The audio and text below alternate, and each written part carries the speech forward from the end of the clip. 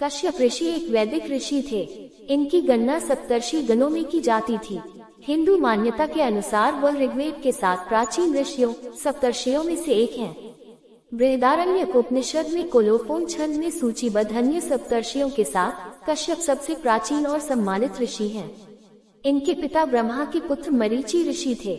इन्हें परमपिता ब्रह्मा का अवतार माना गया है। माना जाता है कि द्वापर युग में कश्यप प्रजापति ही भगवान विष्णु के कृष्ण अवतार में उनके पिता वसुदेव थे तथा उनकी प्रथम पत्नी अदिति देवकी और उनकी द्वितीय पत्नी दिति रोहिणी थी।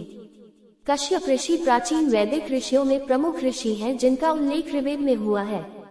अन्य संहिताओं में भी यह नाम बहुप्रयुक्त है। इन्हें सर्वदा धार्मिक एवं रहस्यात्मक चरित्र वाला बतलाया गया है, अति प्राचीन कहा गया है। ऐत्रेय ब्राह्मण के उन्होंने विश्वकर्म भवन नामक राजा का अभिषेक कराया था। ऐत्रेय ब्राह्मणों ने कश्यपों का संबंध जन्मेजय से बताया गया है। शतपथ ब्राह्मण में प्रजापति को कश्यप कहा गया है।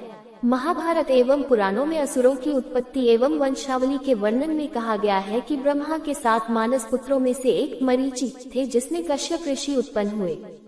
कश्यप ने दक्ष प्रजापति की 17 पुत्रियों से विवाह किया। दक्ष की इन पुत्रियों से जो संतान उत्पन्न हुई उसका विवरण निम्नांकित है।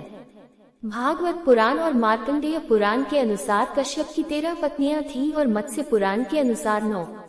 एक परंपरा के अनुसार देवता, दैत्य, दानव, यक्ष, गंधर्व, रक्षा, नाग इन सभी जीवधारियों की उत्पत्ति कश्यप से हुई। एक बार समस्त पृथ्वी पर विजय प्राप्त कर परशुराम ने वह कश्यप मुनि को दान कर दी। कश्यप मुनि ने कहा, अब तुम मेरे देश में मत रहो। अतः गुरु की आज्ञा का पालन करते हुए परशुराम ने रात को पृथ्वी पर न रहने का संकल्प किया। वे प्रति रात्रि में मन के समान तीव्र गमन शक्ति से महेंद्र पर्वत पर जाने लगे।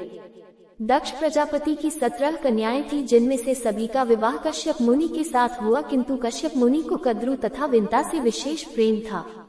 एक बार प्रसन्न होकर कश्यप ने उन दोनों को मनचाहा वर मांगने को कहा।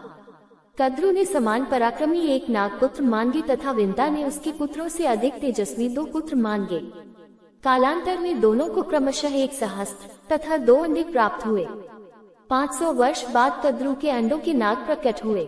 विंता ने ईर्ष्यावश अपना एक अंडा स्वयं ही तोड़ डाला। उसमें से एक अविकसित बालक निकला, जिसका ऊर्ध्वभाग बन चुका था, अधोभाग का विकास नहीं हुआ था। उसने क्रुद्ध होकर मां को 500 वर्ष तक कद्रु की दासी रहने का शाप दिया तथा कहा कि यदि दूसरा अंडा समय से पूर्व नहीं फोड़ा तो वह पूर्ण विकसित बालक मां को दासित्व से मुक्त करेगा।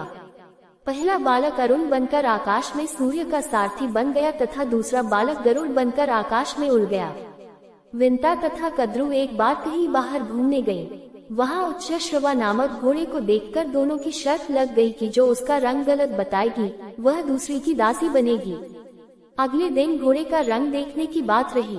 विंता ने उसका रंग सफेद बताया था तथा कद्रु ने उसका रंग सफेद पर पूंछ का रंग काला बताया था। कद्रु के मन में कपट था।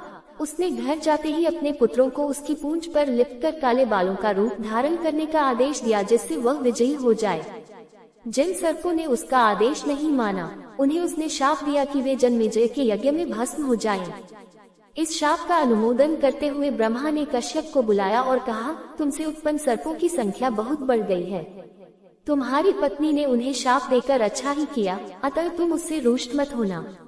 ऐसा कहकर ब्रह्मा ने कश्यप को सर्पों का विष उतारने की विद्या प्रदान की।